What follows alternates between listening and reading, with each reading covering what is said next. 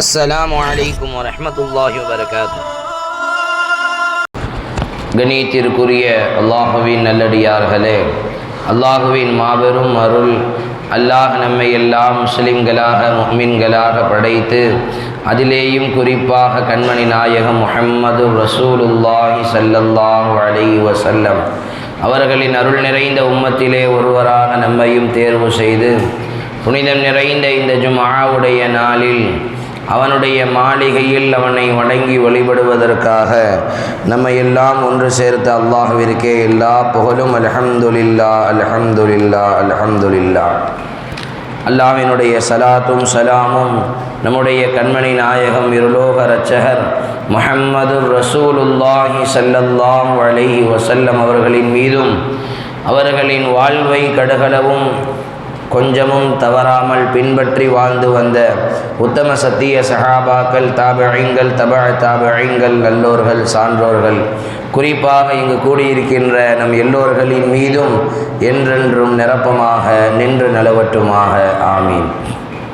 கண்ணியத்திற்குரிய அல்லாஹுவின் நல்லடியார்களே, இந்த உலகத்தில் மனிதனாக பிறந்த ஒவ்வொருவர்களுக்கும் பெயர்கள் உண்டு.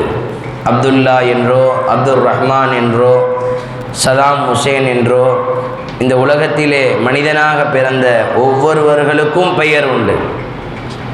இந்த உலகத்தை, இந்த ஒட்டுமொத்த அண்ட சராசரத்தையும் படைத்த ரப்பிற்கும் பெயர் உண்டு. அல்லாஹ்விற்கும் பெயர்கள் உண்டு.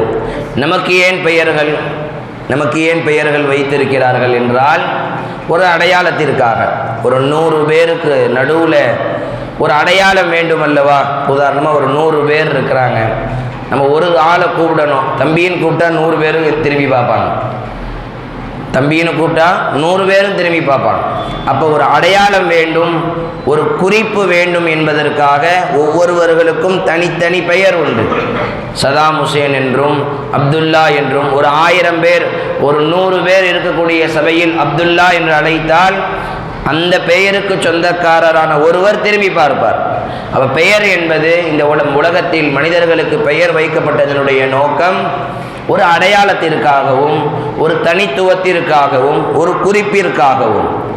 சரி, நமக்கு பெயர் 1000 பேருக்கு நடுவில் நம்மளை அடையாளம் கண்டுபிடிப்பதற்காக நமக்கு பெயர் வைக்கப்பட்டுள்ளது. அல்லாஹ்விற்கு எதற்கு பெயர்கள்?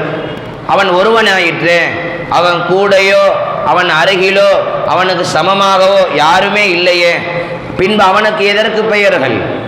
நூற்றுக்கணக்கான பெயர்கள், ஆயிரக்கணக்கான பெயர்கள் அல்லாஹ்விற்கு இருக்கிறது. எதற்காக பெயர்கள் அல்லாஹ்விற்கு? அவன் பெயர்களை விட்டும் தேவையற்றவனாயிட்டு.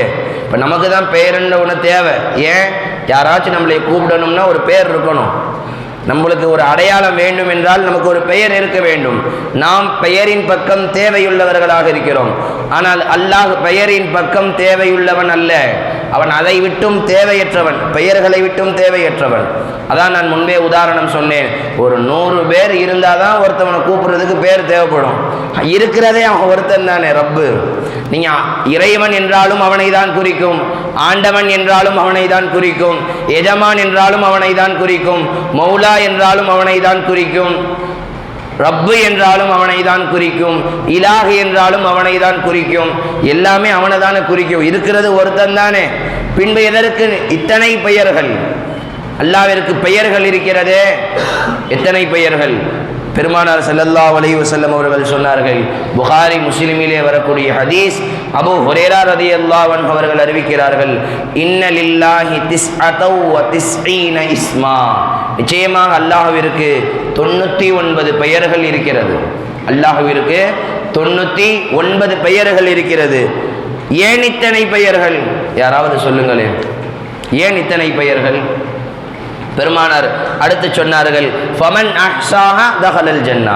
யார் அந்த 99 பேரையும் மனப்பாடம் பண்ணிக்கிட்டாங்களோ அவங்க சொர்க்கத்துக்குள்ளே போயிடுவாங்க. الرحمن الرحيم الملك القدوس السلام المؤمن المهيمن العزيز الجبار المتكبر الخالق البارئ المصور الغفار القهار الوهاب الرزاق الفتاح العظيم القابض الباسط الخافض الرافع المعز المذل السميع البصير الحكم العدل. சொல்லிட்டே போலாம். 99 பேர் இருக்கே. எதற்காக இந்த பெயர்கள்? ஏன் இந்த பெயர்கள்? ஏன் இத்தனை பெயர்கள்? நமக்கு பேர் தேவை ஒரு அடையாளத்துக்காக. அவனுக்கு தான் அடையாளமே தேவையில்லையே, அவன் அடையாளமற்றவன் ஆயிற்று. அவனுக்கு எதற்கு பெயர்கள்? இருப்பது அவன் ஒருவன், வாஹிதுல் கஹார், ஒருவன், தனித்தவன், ஏகன். அவனுக்கு எதற்கு இத்தனை பெயர்கள்? எதற்கு இத்தனை பெயர்கள்? எதற்காக? அதை நாம் சற்று சிந்தித்து பார்க்க கடமைப்பட்டிருக்கின்றோம். அல்லாஹ் திருக்குர்ஆனிலே சொல்லும் பொழுது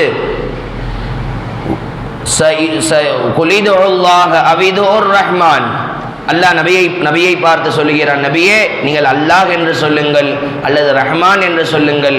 ஐயம்மா ததுஉ ஃபலஹுல் அஸ்மாஉல் ஹுஸ்னா, நீங்கள் எதை கொண்டு அழைத்தாலும் உனக்கு அழகிய பெயர்கள் இருக்கிறது. அல்லாஹ்விற்கு அழகிய பெயர்கள் இருக்கிறது. ஃபலில்லாஹில் அஸ்மாஉல் ஹுஸ்னா, அல்லாஹ்விற்கு அழகிய பெயர்கள் இருக்கிறது.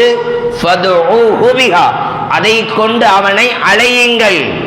அல்லாஹ் எதற்காக அந்த பெயர்களை வைத்திருக்கின்றான்?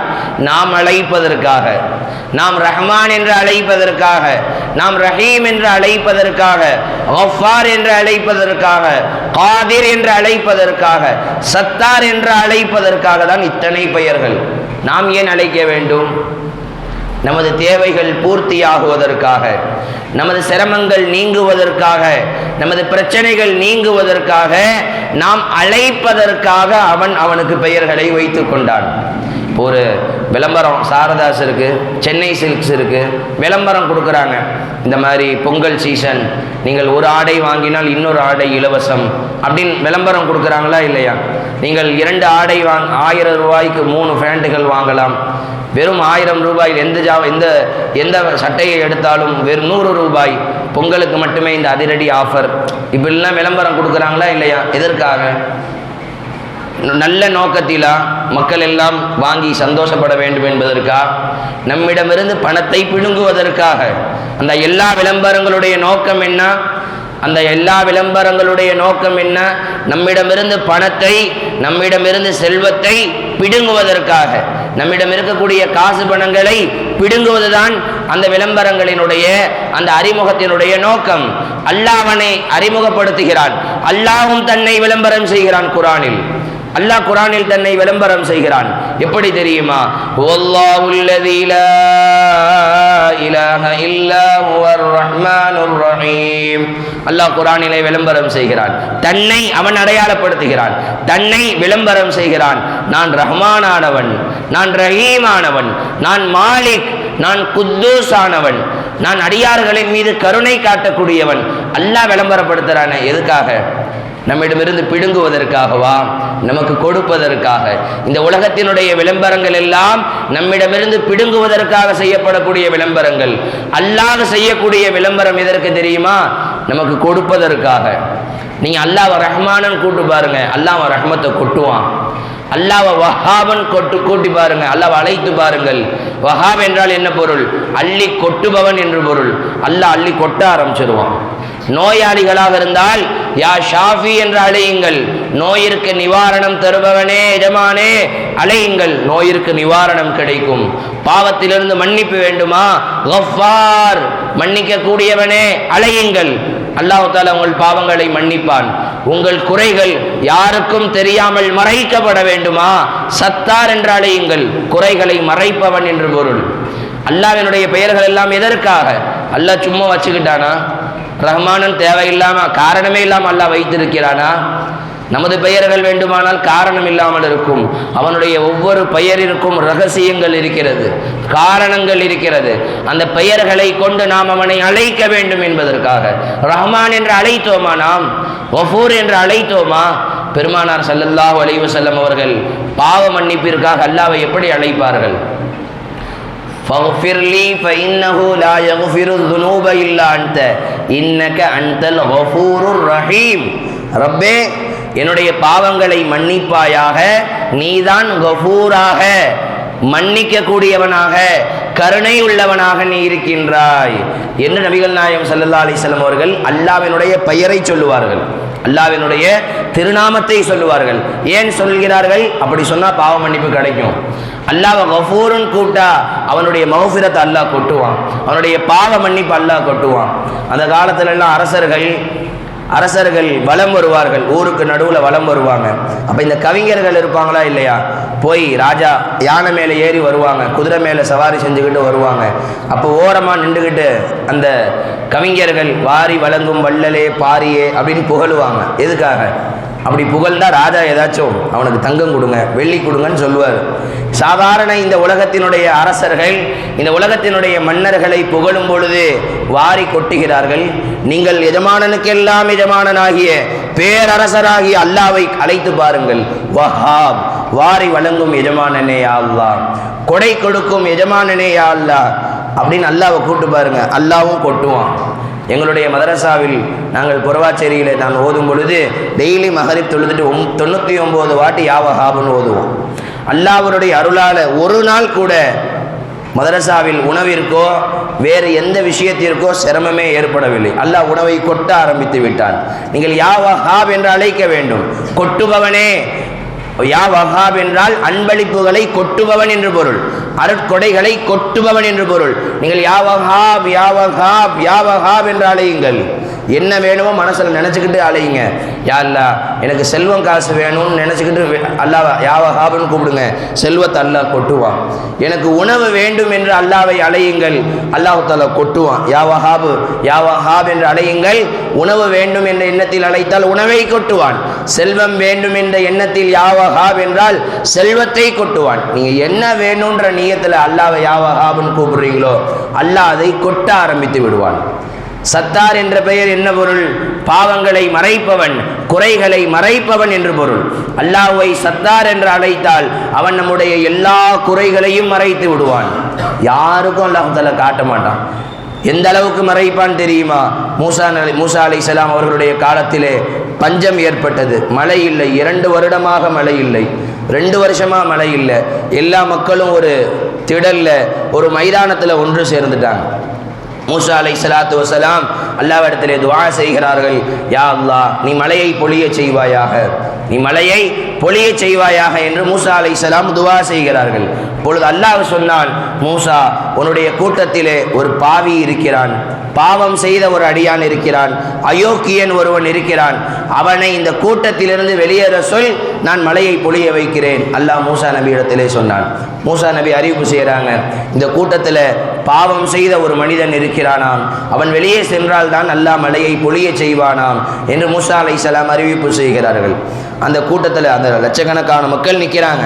அந்த பாவம் செய்த அடியான் பார்க்கிறான், முன்னாடி யாராச்சும் போகிறான், எந்திரிக்கிறாங்களான்னு பார்க்குறான், யாரும் எந்திரிக்கலை. ரைட் சைடில் பார்க்குறான், யாரும் எந்திரிச்சு போகிறாங்களான்னு, யாரும் போகலை. லெஃப்ட்டில் பார்க்குறான், பின்னாடி பார்க்குறான், யாரும் எந்திரிச்சு போகலை. முடிவு பண்ணிட்டான், நம்ம தான் அந்த ஆள், அல்லாஹ் சொல்லக்கூடிய அந்த அயோக்கியன் நான் தான். இப்போ இந்த நேரத்திலே நான் எழுந்தால் என்ன ஏற்படும்? அசிங்கம் ஏற்படும். இந்த ஒட்டுமொத்த பனு இஸ்ரவேலர்களுக்கு மத்தியிலே கேவலம், அசிங்கம், எல்லா விதமான அவமானமும் கிடைக்கும். நீ தான் அந்த அல்லாஹ் சொன்ன அயோக்கியனான்னு எல்லாம் வம்புழுப்பாங்க, கேலி கிண்டல் பண்ணுவாங்க. அல்லாஹ் என்னை மன்னிச்சிடலான்னு கையேந்திட்டார். அல்லாஹ் கிட்ட உட்கார்ந்துக்கிட்டே கையேந்துறார், யா அல்லாஹ் என் பாவத்தை மன்னிச்சிருன்னு சொல்லி அல்லாஹ்விடத்திலே கண்ணீர் சிந்துகிறார். இவருடைய கண்ணீர் பூமியை வந்து அடைவதற்கு முன் எங்கிருந்தோ கருமேகங்கள் ஒன்று கூடியது, மழை கொட்ட ஆரம்பித்து விட்டது. இவருடைய கண்களிலிருந்து கண்ணீர் பூமியை அடைவதற்கு முன் வானத்திலிருந்து மழை பூமியை வந்து அடைந்து விட்டது. மூசா அலைஹிஸ்ஸலாமுக்கு ஆச்சரியம், யாரும் போன மாதிரி தெரியலை. அல்லாஹ் என்ன சொன்னான்? ஒருத்தன் பாவி இருக்கிறான், அவன் போனாதான் மழையை பொழிய வைப்பேன்னு அல்லாஹ் சொன்னான். யாருமே போகலையே, அப்புறம் எப்படி மழை பொழிந்தது என்று மூசா அலைஹிஸ்ஸலாமுக்கு ஆச்சரியம். அல்லாஹ்விடத்திலே கேட்கிறார்கள், யா அல்லாஹ் நீ கொடுத்த வாக்கை மீற மாட்டாய், யாருமே போகலையே இந்த சபையை விட்டு, அப்புறம் எப்படி மழையை பொழிய வச்ச? அப்போ அல்லாஹ் சொன்னா, மூசா ஒரு பாவி இருந்தான், அவனிடத்திலே மன்னிப்பு கேட்டு விட்டான், என் பக்கம் மீண்டு விட்டான், அவன் குறைகளை நான் மறைத்து விட்டேன், அவனை நான் மன்னித்து விட்டேன் அப்படின்னு அல்லாஹ் சொன்னான்.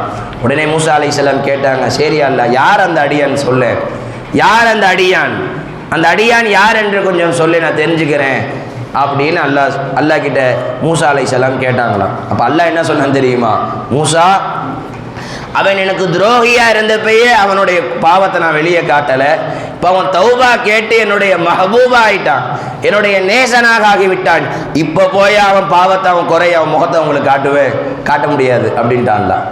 அவன் எனக்கு துரோகியா இருந்தப்பயே எனக்கு பிடிக்காத நான் சொல்லாத பாவங்களை எனக்கு துரோகம் செஞ்சப்பயே அவன் முகத்தை நான் உங்களுக்கு காட்டலை, அவன் குறைய வெளிப்படுத்தலை, இப்போ அவன் மன்னிப்பு கேட்டு என்னுடைய நேசனாக ஆகிவிட்டான், இப்பொழுது போய் அவன் முகத்தை அவங்கள்ட்ட காட்டுவேன், அவனுடைய குறையை நான் மறைத்து விட்டேன், கியாமத் வரை மறைப்பேன், யாரிடமும் அவன் குறையை நான் வெளிக்காட்ட மாட்டேன் என்று அல்லாஹு தாலா மூசா நபி இடத்திலே சொன்னதை பெருமானார் ஸல்லல்லாஹு அலைஹி வஸல்லம் சொல்கிறார்கள், ஹதீஸிலே பதிவு செய்யப்படுகிறது. கணித்திற்குரிய அல்லாஹ்வின் நல்லடியார்களே, இப்போ பெயர்கள் என்பது நாம் அல்லாஹ்வை அழைப்பதற்காக. அல்லாஹ்வை அழையுங்கள், ரஹ்மான் என்று அழையுங்கள். ரஹ்மத்து வேணுமா, உங்கள் வாழ்க்கையில் அல்லாஹ்வினுடைய அருளே இல்லையா, யா ரஹ்மான் யா ரஹ்மான் அழையுங்கள். எதுக்கு அல்லாஹ் வச்சுக்கிட்ட அந்த பெயரை, நாம் கூப்பிட்றதுக்காக தான், நம்ம ரஹ்மான் என்று அழைப்பதற்காக தான் அந்த பெயர். உங்களுடைய குறைகள் மறைக்கப்பட வேண்டுமா, யா சத்தார் குறைகளை மறைப்பவனே அழையுங்கள். உங்க வாழ்க்கையில ரிஸ்க் இல்லையா, யா ரஸாக் யா ரஸாக் ரிஸ்கை கொட்டுபவனே, ரிஸ்கை கொட்டுபவனே அழையுங்கள். அல்லாஹ் ரிஸ்கை கொட்டுவான், அல்லாஹ் தஆலா ரிஸ்கை கொட்டுவான், அல்லாஹ் தஆலா கொட்டுன்னு கொட்டுவான், வாங்கி வைக்க இடம் இருக்காது. கணித்திற்குரிய அல்லாஹ்வின் நல்லடியார்களே, பெருமானார் ஸல்லல்லாஹு அலைஹி வஸல்லம் அவர்களிடத்திலே யாராவது நோயின் வந்தா பெருமானார் ஸல்லல்லாஹு அலைஹி வஸல்லம் இந்த துஆவை ஓத சொல்வார்கள். எந்த துஆவை ஓத சொல்வார்கள், அல்லாஹும்ம ரப்பன் நாஸ் அத்ஹிபில் பஅஸ இஷ்பிஹி வ அன்த ஷாஃபி. ஷாஃபி என்பது அல்லாஹ்வினுடைய பெயர். அதுக்கு என்ன பொருள் யாருக்காவது தெரியுமா? ஷாஃபி என்றால் என்ன பொருள்? ஷிஃபாவை கொடுப்பவன், நிவாரணம் கொடுப்பவன் என்று பொருள். பெருமானார் இந்த துஆவை ஓதுவார்கள், அல்லாஹும்ம அன்த ஷாஃபி, யா அல்லாஹ் நீதான் ஷாஃபி. நம்ம மருந்தை ஷாஃபின்னு நினைக்கிறோம், மருந்து தான் ஷிஃபாவை கொடுக்கும்னு நினைக்கிறோம், நிவாரணம் கொடுக்கும்னு நினைக்கிறோம். அல்லாஹ் சொல்றான், அனஷ் ஷாஃபி, நான் தான் நிவாரணம் வழங்குபவன். மருந்து குடிக்கும் பொழுதும் பெரியவங்க, அந்த காலத்தில் உள்ள பெரியவங்கெல்லாம் மருந்து குடிக்கும் பொழுது கூட யா ஷாஃபின்னு சொல்லிட்டு தான் குடிப்பாங்க. யாரெல்லாம் நீ தான் ஷாஃபி, இது ஷாஃபி இல்லை, இதன் மூலமா நீ தான் ஷிஃபாவை கொடுப்ப, இதனால் சுயமாக எந்த ஷிஃபாவையும் கொடுக்க முடியாது. இந்த மாத்திரை மருந்துகளினால், இந்த டானிக்கினால் ஒரு கடுகளவு மருந்தையும் கொடுக்க முடியாது, நீ தான் ஷாஃபி. அந்த காலத்தில் உள்ள பெரியவங்க, இன்றும் சில பெரியவர்கள் மருந்தை குடிக்கும் பொழுது, மருந்தை உட்கொள்ளும் பொழுது யா ஷாஃபின்னு சொல்லிட்டு குடிப்பாங்க. காரணம் என்ன தெரியுமா? அது அல்லாஹ்வினுடைய பெயர். அந்த அல்லாஹ்வினுடைய பெயரை சொண்டு நாம் அழைக்கும் பொழுது பெருமானார் தன்னுடைய குடும்பத்திலே, இது புகாரியிலே வரக்கூடிய ஹதீஸ், ஆயிஷா ரலியல்லாஹு அன்ஹா அறிவிக்கிறார்கள், பெருமானார் அவங்க ஃபேமிலியில் குடும்பத்தில் யாருக்காச்சும் உடம்பு சரியில்லைன்னா உடனே டாக்டர்கிட்ட கூட்டு போவாங்கன்னு ஹதீஸில் வரல. என்ன தெரியுமா பண்ணுவாங்க? யம்சஹு பி யதிஹில் யும்னா, தன்னுடைய வலது கரத்தால் அந்த நோயுள்ள இடத்திலே தடவி இந்த துஆவை ஓதுவார்கள். அல்லாஹும்ம இஷ்பிஹி அன்த ஷாஃபி, யா அல்லாஹ் ஷிஃபாவை கொடுப்பாயாக, நீதான் ஷாஃபி, நோயிற்கு நிவாரணம் வழங்குபவன். அந்த கையை, தன் கையை நோயாளியின் மீது வைத்து, இன்னைக்கு சில பேர் சொல்றாங்க பார்த்தீங்களா, இப்போ ஓதி பார்க்குறாங்க, அல்லாஹ் தான் ஷிஃபாவை கொடுப்பவன், அல்லாஹ் தான் ஷிஃபாவை கொடுப்பவன், அதில் எந்த சந்தேகமும் இல்லை. அதை ஓதி பார்க்கக்கூடிய அசதி என்ன பண்ணுறாங்க? கடவுள், மாற்று மத கடவுள்களுடைய பெயர்களை சொல்லுகிறார்கள். குர்ஆன் ஹதீஸில் உள்ள துஆவை தான் சொல்கிறாங்க. அல்ஹம்து சூரா ஓதுறாங்க, ஆயத்து குர்சி ஓதுறாங்க. ஓதி தடை உறத இது ஷிர்க்குங்க, இது குஃப்ருங்க, இது தப்புங்க, இது அல்லாஹ்வுக்கு இணை வைக்கிற மாதிரி இருக்குங்க அப்படின்னு இல்லாத பொல்லாததை கிளப்பி விட்றாங்க. பெருமானார் ஸல்லல்லாஹு அலைஹி வஸல்லம் அவருடைய காலத்திலே ஒரு கூட்டம் பயணத்திற்கு சென்றது. ஹதீஸ் சஹீஹ் புகாரியிலே வரக்கூடிய ஹதீஸ், 5007வது நம்பராக இந்த ஹதீஸ் பதிவு செய்யப்படுகிறது. பெருமானார் ஸல்லல்லாஹு அலைஹி வஸல்லம் அவர்கள் ஒரு கூட்டத்தை ஒரு பயணத்திற்கு அனுப்பி வைத்திருக்கிறார்கள். அந்த கூட்டத்தினுடைய தலைமையாக ஒரு சஹாபிய ரசூல் இருக்கிறார்கள், சஅத் இப்னு அபி வக்காஸ் ரலியல்லாஹு என்று நினைக்கிறேன். அவர்கள் அந்த கூட்டத்தினுடைய தலைவராக இருக்கிறார்கள். பயணம் செல்கிறார்கள்.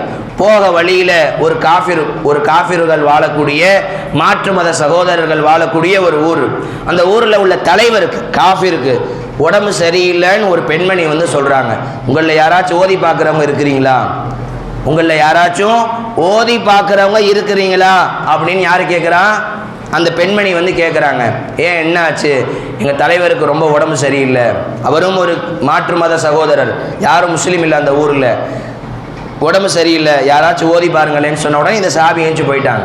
யார்? சஅத் இப்னு அபீ வக்காஸ் ரலியல்லாஹு போய் ஓதி பார்க்குறாங்க. ஓதி பார்த்ததுக்கு அவங்க அதற்கு கூலியாக அந்த ஊர்க்காரவங்க ஓதி பார்த்தாங்க, உடனே சரியா போச்சு. இது புகாரில வரக்கூடிய ஹதீஸ். ஃபரகாஹு ஃபபரஅ பிஃபضலில்லாஹ். அந்த சஹாபி ஓதி பார்த்தாங்க, ஓதி பார்த்த உடனே சரியா போச்சு. அந்த சஹாபி ஓதி, இன்னைக்கு சில பேர் ஓதி பார்க்கறதெல்லாம் ஷிர்கு குஃபுரு முறுக்குன்னு சொல்றாங்க பார்த்தீங்களா? புகாரியில் ஆதாரம் வருகிறது. 5007வது நம்பரிலே இந்த ஹதீஸ் பதிவு செய்யப்படுகிறது. ஃபரகாஹு, ரகா என்றால் ஓதி பார்த்தான் என்று பொருள். அந்த சஹாபி ஓதி பார்த்தார்கள். ஃபபரஅ, அந்த நோய் நீங்கி விட்டது. அதற்கு கூலியாக 30 ஆடுகளை அந்த ஊர் தலைவர் அன்பளிப்பாக வழங்குகின்றார். கொஞ்சோன்னு பாலையும் குடிக்க கொடுக்குறாங்க. உடனே அந்த சஹாபி வாங்கிக்கிட்டே, அந்த சஹாபாக்கள் கூட்டத்தில் கரெக்டாக 30 பேர் இருந்தாங்க. அந்த பயணத்தில் 30 பேர் இருந்தாங்க. சரி 30 பேர் 30 ஆடை இது பண்ணிக்கிட்டு போகட்டும்னு சொல்லி ஆடை கொடுத்து விட்றாங்க. பெருமானார் ஸல்லல்லாஹு, இது சாப்பிடலாமா வேணாமான்னு சஹாபாக்களுக்கு சந்தேகம். ஏன்னா இது ஓதி பார்த்துல இது கிடச்சிருக்கு. இப்போ ஓதி பார்க்கும்போது அஜின்மார்களுக்கு 50 100ன்னு வச்சு விட்றாங்களா இல்லையா? இது ஜாயிஸ் இல்லையா? இது கூடுமா கூடாதா? புகாரியில் ஹதீஸ் வருது. நேராக பெருமானார் கிட்ட போகிறாங்க. யா ரசூலல்லாஹ், நாங்கள் ஓதி பார்த்தோம், ஒரு ஊருக்காரங்க உடம்பு சரியில்லாமல் இருந்தாங்க, ஊர் தலைவர், ஓதி பார்த்தோம், 30 ஆடுகளை அன்பளிப்பாக கொடுத்தார்கள், இதை என்ன செய்யட்டும் அப்படின்னு சஹாபாக்கள் கேட்குறாங்க. இன்னும் ரசூலுல்லாஹ் கேட்டாங்க, நீங்கள் என்னமா ஓதி பார்த்தீங்க, என்ன ஓதுனீங்கன்னு கேட்டாங்க. அப்போ அந்த சஹாபி சொன்ன வார்த்தை, மா ரகீது இல்லா பி உம்மில் கிதாப், அல்ஹம்து சூராவை ஓதி பார்த்தேன், அல்ஹம்து சூராவை ஓதி பார்த்தேன். அல்ஹம்து சூராவை தான் ஓதி விட்ட யா ரசூலுல்லாஹ், சரியா போச்சு. அதுக்கு தான் 30 ஆடை கொடுத்தாங்க அப்படின்னு பெருமானார் சொன்ன வார்த்தை புகாரியில் பதிவு செய்யப்படுகிறது. இக்ஸிமு வ அல்ரிபு இலா சஹ்மன், அதை நீங்கள் 30 பேரும் பங்கு வச்சுக்கோங்க, எனக்கு ஒரு துண்டு கொடுங்க. யார் கேட்கிறா? பெருமானார் ஸல்லல்லாஹு அலைஹி வஸல்லம் கேட்கிறார்கள். இன்று சிலர் ஓதி பார்க்கக்கூடிய அசத்மார்கள் 50 100 வாங்குறத ஷிர்க்குன்றாங்க. குர்ஆனினுடைய வசனத்தை விற்கிறார்கள் இந்த ஆலிம்கள் அப்படின்னு சில பேர் சொல்றாங்க. இன்னல்லதீன யஷ்தரூன பி ஆயாத்தில்லாஹி ஸமனன் கலீலா, அந்த ஆயத்தை ஆதாரமாக வேற காட்டி சில ஆலிம்கள் குர்ஆனினுடைய வசனங்களை அற்ப காசிற்காக விற்கிறார்கள் அப்படின்னு பயான் பேசுறாங்க. புகாரில ஹதீஸ் வருது. பெருமானார் ஸல்லல்லாஹு அலைஹி வஸல்லம், நீங்களும் அந்த ஆடை பங்கு வைத்துக் கொள்ளுங்கள், எனக்கும் ஒரு துண்டு கொடுங்க அப்படின்னு சொன்னாங்க. அப்ப இந்த புகாரியினுடைய ஹதீஸிலிருந்து தெரிகிறது, ஓதி பார்த்தவர்களுக்கு பணம் கொடுக்க வேண்டும். அது காசு கேட்குறாங்க, நான் எனக்கு காசு வேணும்னு நான் கேட்கல, நாம் ஓதி பார்த்தா யார்ட்டையும் காசு வாங்குறது இல்லைண்ணா. அசத்து இந்த ஹதீஸை சொல்லி ஓதி பார்த்தா அடுத்த வாட்டி காசு கொடுங்கன்னு கேட்குறாங்க போல அசத்துன்னு யாரும் நினச்சிக்காதீங்க. நமக்கு அல்லாஹ்வுடைய அருளால் ஒரு பைசா வேண்டாம். ஆனால் இப்படி ஹதீஸ் வருகிறது, புகாரியில் வருகிறது. பெருமானார் ஸல்லல்லாஹு அலைஹி வஸல்லம், அந்த ஆடை நீங்கள் பங்கு வைத்துக் கொள்ளுங்கள், எனக்கும் அந்த ஆட்டிலிருந்து ஒரு பங்கு கொடுங்கள் என்று பெருமானார் ஸல்லல்லாஹு அலைஹி வஸல்லம் சொன்னார்கள். அப்போ ஓதி பார்ப்பது என்பது சுன்னத்தே ரசூல், பெருமானார் காட்டி தந்த வழிமுறை. பெருமானார் தன் பேர பிள்ளைகள் ஹசன் ஹுசைன் ரலியல்லாஹு அன்ஹு அவர்களுக்கு தினமும் ஓதி விடுவாங்க ரசூலுல்லாஹ். அஊது பி கலிமாத்தில்லாஹி துஆவை டெய்லியும் காலை, இதுவும் புகாரி முஸ்லிம்ல வரக்கூடிய சஹீஹான ஹதீஸ். பெருமானார் ஸல்லல்லாஹு அலைஹி வஸல்லம் டெய்லி காலையும் மாலையும் ஓதி விடுவாங்க அஊது பி கலிமாத்தில்லாஹி. ஏன் தெரியுமா? அல்ஹம்து சூரா ஓதி விட்டவனே சரியா போச்சு. காரணம் என்ன தெரியுமா? அல்ஹம்து சூராவில் என்ன இருக்கு? அல்லாஹ்வினுடைய திருப்பெயர்கள் இருக்கிறது. அல்ஹம்துலில்லாஹி ரப்பில் ஆலமீன், ரப்பு என்பது அல்லாஹ்வினுடைய பெயர். அர் ரஹ்மானிர் ரஹீம், ரஹ்மான் என்பது அல்லாஹ்வினுடைய பெயர். ரஹீம் என்பது அல்லாஹ்வினுடைய பெயர். மாலிகி யௌமித்தீன், மாலிக் என்பது அல்லாஹ்வினுடைய பெயர். ஏன் அல்ஹம்து சூராவுக்கு நான் டாபிக் ஆரம்பித்தது அல்லாஹ்வினுடைய பெயர்கள். அல்லாஹ்வினுடைய பெயர்களை கொண்டு நமது வாழ்க்கையில் உள்ள கஷ்டங்களை நாம் நீக்கிக் கொள்ள வேண்டும். இப்போ அல்ஹம்து சூராவை கொண்டு ஷிஃபா ஏன் கிடைக்குது? அது அல்லாஹ்வினுடைய திருநாமங்கள் இருக்கிறது. ஏன் ஆயத்துல் குர்சியை கொண்டு ஷிஃபா கிடைக்கிறது? அதிலேயும் அல்லாஹ்வினுடைய திருநாமங்கள். ஹை அல் கய்யூம், அல்லாஹு லா இலாஹ இல்லா ஹுவல் ஹய்யுல் கய்யூம், இதெல்லாம் அல்லாஹ்வினுடைய பெயர்கள். அப்போ அன்பர்களே, கண்ணியத்திற்குரிய அல்லாஹ்வின் நல்லடியார்களே, அல்லாஹ்வினுடைய இந்த பெயர்கள் எதற்காக? நாம் நமது வாழ்க்கையில் உள்ள கஷ்டங்களில் இருந்து விடுதலை பெறுவதற்காக அல்லாஹ்வினுடைய பெயர்களை வைத்துக்கொண்டு புலம்பிக் கொண்டிருக்கிறோம். அல்லாஹ்வை யா ஷாஃபி என்று அழைத்தால் அல்லாஹ் அடியானே வந்து விட்டேன் அல்லாஹ் வருவான். ஆனால் நம்ம அல்லாஹ்வை கூப்பிடுறதில்லை, அல்லாஹ்வை கூப்பிடுவதில்லை. பெருமானார் ஸல்லல்லாஹு அலைஹி வஸல்லம் அவர்கள் தினமும் காலையும் மாலையும் தன் பிள்ளைகளுக்கு, தன் பேர பிள்ளைகளுக்கு ஓதி விடுவார்கள். திருமிதி தபரானிலே வரக்கூடிய சஹீஹான ஹதீஸ் அப்துல்லா இப்னு உமர் ரலியல்லாஹு அன்ஹு அவர்கள். இந்த ஹதீஸை கூறி நான் நிறைவு செய்து கொள்கிறேன். திருமிதியிலே வருகிறது, அபூதாவுதிலே பதிவு செய்யப்படுகிறது. பெருமானார் ஸல்லல்லாஹு அலைஹி வஸல்லம் அவர்கள் சொன்னார்கள், உங்களுக்கு தூக்கத்தின் இடையிலே திடுக்கம் ஏற்பட்டால், தூக்கத்தின் இடையிலே திடுக்கம், சில பேருக்கு தூக்கத்திலையும் திடுக்கம் ஏற்படும், மற்ற நேரத்திலையும் திடீரென திடுக்கம் ஏற்படும். அப்படி ஏற்பட்டால் நீங்கள் சொல்லுங்கள், அஊது பி கலிமாத்தில்லாஹி தாம்மாத்தி குல்லிஹா மின் ஷர்ரி மா ஹலக் மின் ஹமஸாத்தி ஷயாத்தீனி வ ஐயஹ்துரூன் என்கிற துஆவை ஓதிக்கொள்ளுங்கள் என்று பெருமானார் ஸல்லல்லாஹு அலைஹி வஸல்லம் கற்றுக் கொடுத்தார்கள். இந்த ஹதீஸுக்கு கீழே ஒரு செய்தி பதிவு செய்யப்படுகிறது. திருமிதியில, அபூதாவுதுல இந்த ஹதீஸுக்கு கீழே இன்னொரு செய்தியும் பதிவு செய்யப்படுகிறது. அப்துல்லா இப்னு உமர் ரலியல்லாஹு அன்ஹு, அப்துல்லா இப்னு உமர் ரலியல்லாஹு அன்ஹு அவர்கள் ஆகியிருந்தார்கள், இந்த துஆவை தன்னுடைய பிள்ளைகளுக்கு கற்றுக் கொடுப்பார்கள். இந்த துஆவை தன் பிள்ளைகளுக்கு, வயதிற்கு வந்த தன் பிள்ளைகளுக்கு கற்றுக் கொடுப்பார்கள். வயதுக்கு வராத, அதாவது ஓத தெரியாத பிள்ளைகளுக்கு என்ன செய்வார்கள் தெரியுமா? அதே திருமிதியில் அபூதாவுல பதிவு செய்யப்படுகிறது, கதபஹா ஃபி சக்கின், ஒரு தாளிலே எழுதி, சும்ம அல்லகஹா ஃபி உனுகிஹி, கழுத்திலே தொங்க விடுவார்கள். திருமிதியிலே சஹீஹான ஹதீஸ் பதிவு செய்யப்படுகிறது. கழுத்தில் அப்துல்லா இப்னு உமர் ரலியல்லாஹு அன்ஹு, இன்னைக்கு சில பேர் அல்லாஹ்வினுடைய திருவசனங்கள், சில உலமாக்கள் தாயத்தை எழுதி கொடுக்குறாங்க. ஆயத்து குர்சியோ அல்ஹம்து சூராவோ குர்ஆனினுடைய வசனங்கள் பெருமானார் கற்றுக் கொடுத்து துஆக்களை தாயத்திலே எழுதி குழந்தைகளுக்கு, சிறு பிள்ளைகளுக்கு கட்டி கொடுக்கிறார்கள். அதை ஷிர்க் என்று சொல்கிறார்களே, திருமிதி ஷரீஃபிலே வருகிறது. அப்படி யார் யாரெல்லாம் சொல்கிறார்களோ, அப்துல்லா இப்னு உமர் ரலியல்லாஹு, நான் கேட்கிறேன், அப்துல்லா இப்னு உமர் ரலியல்லாஹு ஷிர்க் வைத்தார்களா, இணை வைத்தார்களா? அந்த சஹாபியிற்கு இணை வைப்பு என்றால் என்ன தெரியாதா? நாமெல்லாம் பெரிய புத்திசாலி, அவங்க என்ன அந்த சஹாபியிற்கு அந்த அறிவு கூடயா இல்லாமல் போயிருச்சு? அவங்க செஞ்சதுதான் தௌஹீத். பெருமானார் ஸல்லல்லாஹு அலைஹி வஸல்லம் இப்படியும் சொல்லி இருக்கிறார்கள், மன் அல்லக தமீமத்தன் ஃபகத் அஷ்ரக, எவன் தாயத்தை தொங்க விட்டானோ அவன் நிச்சயமாக இணை வைத்து விட்டான். அதை பெருமானார் எப்பொழுது சொன்னார்கள் என்பதை ஆராய்ச்சி செய்யாமல், அந்த ஹதீஸுக்கு மேலே உள்ள ஒரு சம்பவமே இருக்கு, அந்த ஒரு வார்த்தையை பிடிச்சிக்கிட்டு இன்னைக்கு சில பேர் மண்ணல்லக்க தமீமத்தன் ஃபகத் அஷ்ரக, யார் தாயத்தை கட்டி தொங்க விட்டாங்களோ இணை வைத்துட்டாங்க, இணை வைத்துட்டாங்க. இங்கே சவுதியில் சில பேர் வீடியோ காட்டுறாங்க, சவுதியில் உள்ள உலமாக்கள் அதை கட் பண்ணுற மாதிரி. அவங்க பண்ணால் அது மார்க்கமா? பெருமானார் சொல்ல வேண்டும், அல்லாஹ் சொல்ல வேண்டும் மார்க்கத்தை. சவுதியில் உள்ள உலமாக்களோ, பெரிய பெரிய ஜிப்பா அப்பா போட்டவங்களோ சொல்றதெல்லாம் மார்க்கம். குர்ஆனில் வர வேண்டும், ஹதீஸில் வர வேண்டும், கண்மணி நாயகம் ஸல்லல்லாஹு அலைஹி வஸல்லம் அவர்கள் சொல்லி இருக்க வேண்டும். அப்ப அப்துல்லா இப்னு உமர் ரலியல்லாஹு செஞ்சது ஒரு ஆதாரம். சரி, அப்ப அந்த ஹதீஸ்க்கு என்ன பதில்? பெருமானார் அப்படி சொல்லி இருக்கிறார்களே, மன் அல்லக தமீமத்தன் ஃபகத் அஷ்ரக என்று, எவன் தாயத்தை தொங்க விட்டானோ அவன் இணை வைத்து விட்டான் என்று பெருமானார் சொன்னார்களே, என்ன காரணம்? அந்த ஹதீஸ்க்கு மேல ஒரு சம்பவம் வருது. இந்த ஹதீஸ் உக்பத் இப்னு ஆமிர் ரலியல்லாஹு அறிவிக்கிறாங்க.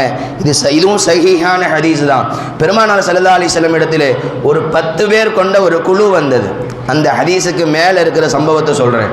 பெருமானார் இடத்திலே 10 பேர் கொண்ட ஒரு குழு வந்தது, காஃபிரான மக்கள், இஸ்லாத்தை ஏற்காதவர்கள். 10 பேரும் வராங்க. பெருமானார் 9 பேருக்கு களிமா சொல்லி கொடுத்து முஸ்லீம் ஆக்கிட்டாங்க, ஒருத்தவரை மட்டும் விட்டுட்டாங்க. இது ஹதீஸில் வருது, ஃபபாயஅ திஸ்அத்தன் வ அம்ஸகன் வாஹிதின், 10 பேரில் 9 பேர் கையை பிடிச்சி களிமா சொல்லி இஸ்லாத்துக்கு வர வச்சுட்டாங்க, ஒருத்தவரை மட்டும் விட்டுட்டாங்க. உடனே சஹாபாக்கள் கேட்டாங்க, யா ரசூலல்லாஹ், 9 பேருக்கு களிமா சொல்லி கொடுத்துட்டீங்க, இந்த ஒருத்தவரை மட்டும் விட்டுட்டீங்களே அப்படின்னு கேட்டாங்க. அப்போ ரசூலுல்லாஹ் சொன்னாங்க, இன்ன அலைஹி தமாமத்தன், அவரின் மீது தாயத்து இருக்கிறது. எந்த மனிதர் அவர்? காஃபிரா முஸ்லிமா? காஃபிர். அப்போ அவருடைய தாயத்தில் என்ன எழுதியிருக்கும்? ஆயத்து குர்சி எழுதியிருக்கும், அல்ஹம்து சூராவை எழுதியிருக்கும், லாத்து உஸ்ஸான்னு எழுதியிருக்கும்.